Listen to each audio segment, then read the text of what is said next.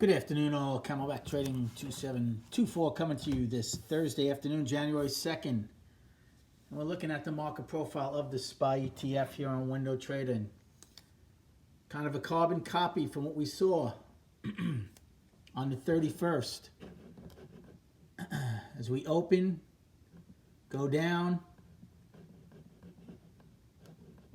and then rip higher to another price probe and all-time high. We gapped higher today. It wasn't a monthly gap. We didn't gap above the previous high, but we gapped above Tuesday's high. I didn't do anything for most of a period. Drove up. It never got the pre-market all-time high, which I was looking for. We had just missed it. So when it came down, right around the opening, I took a call play. And the mistake there was, I did one trade on the day, by the way. It took all day to get out of it. The mistake was I took it too big. Should have started small, and I did. So when B flushed out, I actually added on a bunch of times. I'm not saying it was right, but I did it. The problem was, again, just like the calls I had the other day that eroded, even when we rallied in C and D, yes, it got me. I mean, I was out a lot here. It got me back a lot, but I was still out a bunch. So I was holding them. We filled the single prints. We had a chance. I mean, we had a chance for a trend day down after gapping higher, went to an all-time high with higher value. I mean, you figured it out. This market's crazy with some of those things. Did not like, obviously, when E flushed out, right?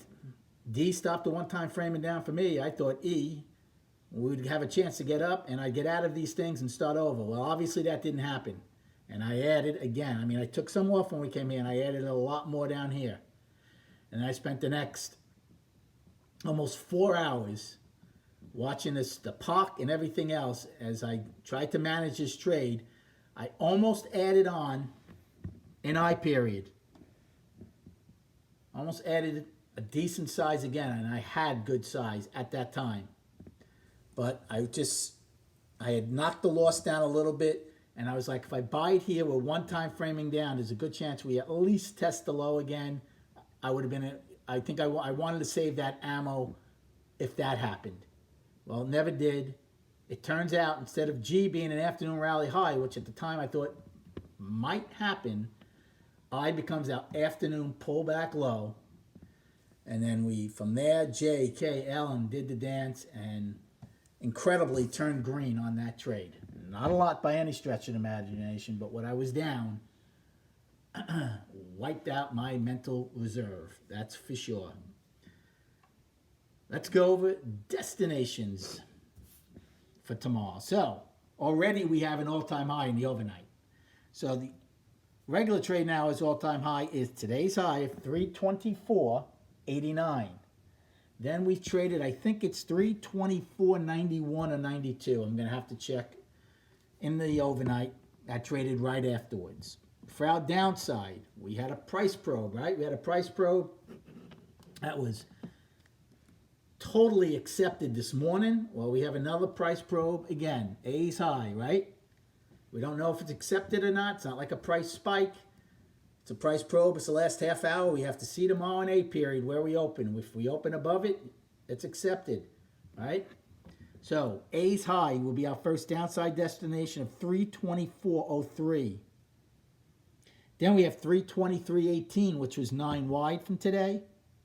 322.96, which is my saving grace in an afternoon pullback low.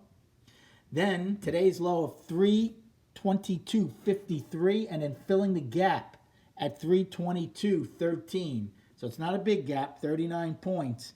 Then below that, 321.54, the price probe from the 31st, and then 320.15, which is a daily low. Before I get to the charts, I just want to talk about a couple other things that transpired here. When we did rally, we couldn't get over the opening. That became a very big, I didn't even really get near it, right? In C and even D, when I stopped the one-time framing down, I was still about 20 cents away from the opening. So I think what happened there, once whoever was bottom fishing and buying it here in C and D when they couldn't get back to the opening. I think that's what flushed it out here in E. So I'm guessing that's what happened here. Another big thing, finally, when we got over the opening, we battled a bit in J-Pier, but we finally got over it. And then I'm going to show you on the chart some interesting things here that we have going on. So the monthly. Well, one time framing up for 2 months. We took out last month's high, so we have a high again. And, we took out last month's high, so the all-time high is already in January. That was another thing I really wanted to stay above, which last month's high of 323.80 once we rallied, which we did. That was another big part that helped me. Now, weekly, like I said this morning, and this morning we were looking at gap high. During the day, I didn't think it looked so good. We still have a chance for an outside week up. If we close above 323.80, we have a chance for an outside day up, a week up. So we're going to have to see tomorrow. Right now we're in balance. I would still call it balance since we took out last week's low, but it would be balance, but with footnote that it's an outside week up, which is very, very positive. And then on the daily, we were in this big balance. Now the fact that the gap held and we closed above 323.80, I'm going to call the upside, the daily up. So the daily's up again. Anyway, volume right now is just under average, and most of that volume came when they started rallying this market. So the buyers are still there.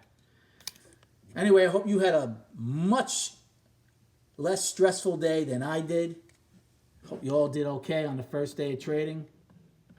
Have a great night, and we'll speak prior to the opening tomorrow.